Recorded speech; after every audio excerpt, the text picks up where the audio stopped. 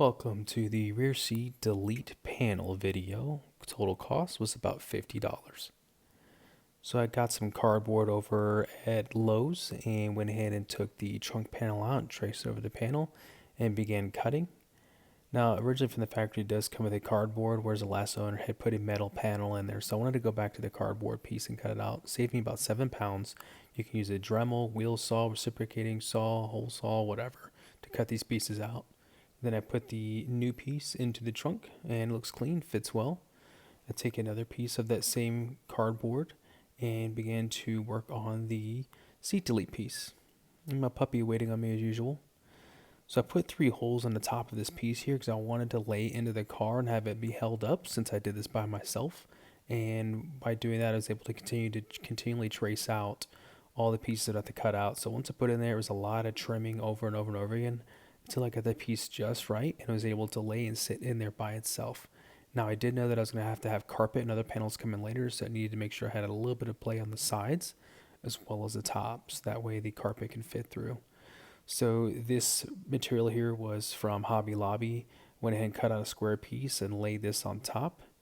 And then I got some Super 77 3M spray from Advance Auto and it works amazing. So once I sprayed the panel, I went ahead and laid the material on, and you can use your hands to just push out all the wrinkles.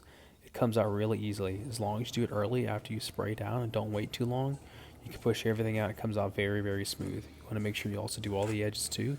That way they don't start knurling up later after they've been installed.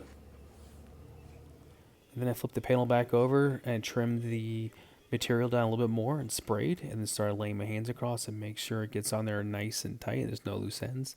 I do have a little bit, but you can just continue trimming as you go. But again, the spray, it sticks so well. And then I was able to put the panel in there. Didn't have as much gap as I would like, but I think I have just enough to clear the carpet without have issues. A drill, razor blade, and then some Nissan clips. And I take the razor blade, I cut a slight hole in there. I'll use a drill, and I'll drill through all the way through the metal, through the plastics and everything the other side. That way the Nissan plastic screws can go in. And here's the retainer clips. This is Nissan pieces I'm talking about. So I'll grab these pieces and I'll end up forcing it through the hole. And you want the hole just slightly smaller than that piece. That way when you push it through, it can actually grab on the front and back ends and not come out. You see, you have to put a little bit of force in there. And then after that, it looks great. It's not an eyesore. It comes out just on the other side of that metal piece we drilled, and there's not a lot extra hanging out. And I did this in 3 different spots along the top and start putting all my panels back in. But that's the rear seat delete. Weighs nothing. It looks clean. And I plan on wrapping some other parts in the car, possibly with this material, to have it all match.